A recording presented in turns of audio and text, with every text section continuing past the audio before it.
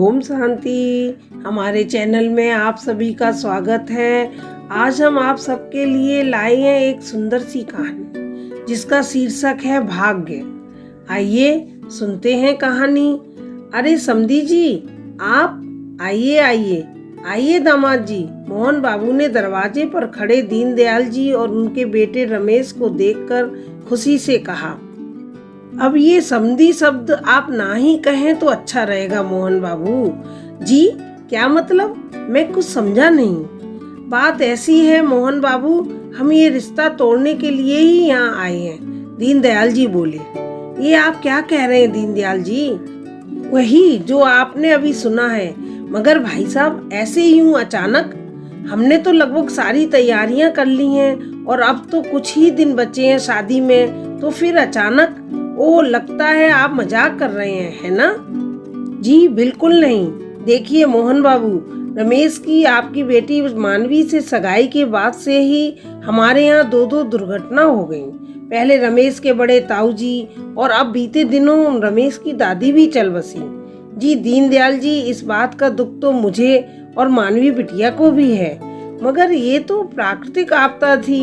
इससे शादी तोड़ने का मैं सही से समझ नहीं पा रहा हूँ, तो मैं समझाए देता हूँ। बात ऐसी है, ये आपकी बेटी का दुर्भाग्य है। इसके साथ रिश्ता करने के बाद ही हमारे परिवार में दो अगर कल इसके दुर्भाग्य की वजह हमारे रमेश के साथ या हमारे साथ। ये आप कैसी बातें कर रहे हैं भाई साहब? इसमें मानवी का भाग का क्या लेना देना? ये महामारी थी, इसमें न जाने कितने घर परिवारों ने अपने सदस्यों को खोया। चाहे आपको जो लगे मोहन बाबू, लेकिन अब हम इस दुर्भाग्य को बर्दाश्त नहीं कर सकते। इतने में हाथों में चाय लिए मानवी भी वहाँ आ गई। रमेश, क्या तुम भी यही चाहते हो जो मैंने अभी बाबूजी के मुंह से सुना? देखो मानवी, पापा सही कह रहे हैं, हमें ये रिश्ता यहीं समाप्त कर देना चाहिए। बस हमारे लिए यही अच्छा रहेगा। तो वो प्यार, वो साथ रहने निभाने की कस्में सब झूठी थी।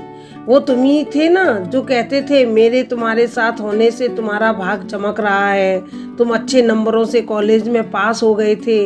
अब मेरा वो भाग नहीं दुर्भाग्य बन गया। मेरी वजह से तुम्हें अपने बिजनेस में फायदा हो रहा था, तब तक तो ठीक था, और एक आपदा में अपने बुजुर्ग परिजनों को खो देना, ये मेरा वो भाग दुर्भाग्य बन गया। वाह रमेश वाह। देखो मानवी, मुझे किसी बहस में नहीं पड़ना, हमें ये रिश्ता नहीं रखना बस। मानवी, रुको बेटा, मैं बात करता हूँ ना। मोहन बाबू ने मानवी को चुप रहने का इशारा करते हुए कहा। नहीं पापा, जो लोग शादी से पहले ही मुझे और मेरे भाग्य को कोसने लगे हैं, वो न जाने आगे चलकर कुछ भी गलत होने का ठीकरा मेरे सिर पर फोड़ देंगे। मुझे भी ये शादी नहीं करनी। हाथ की उंगली से सगाई की अंगूठी टेबल पर रख मानवी जैसे ही आगे आई थी, तभी बाहर से आती हुई उसकी छोटी बहन जोरों से चिल्लाते हुए खुशी से बोली, मनु दीदी, मनु दीदी। अरे जीजा जी आप? नमस्ते अंकल जी, लीजिए आप भी मुंह मीठा कीजिए, दीदी का सिलेक्शन हो गया है। दीनदयाल जी और रमेश दोनों एक दूसरे की शक्ल देखते हुए बोले, सिलेक्शन? किस सिलेक्शन की बात कर रही हो तुम? दीदी ने सरकारी नौकरी के लिए आवेदन किया था, आज सुबह ही उसका रिजल्ट घोषित किया गया है। उनमें दीदी का नाम सबसे ऊपर है। अब दीदी को अच्छी नौकरी के साथ साथ घर और गाड़ी सब कुछ मिलेगा।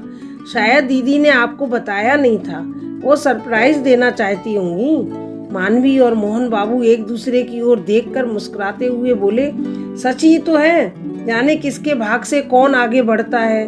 मेरी बच्ची हमेशा खुश रहे। कहते हुए मोहन बाबू ने मानवी को सीने से लगा लिया।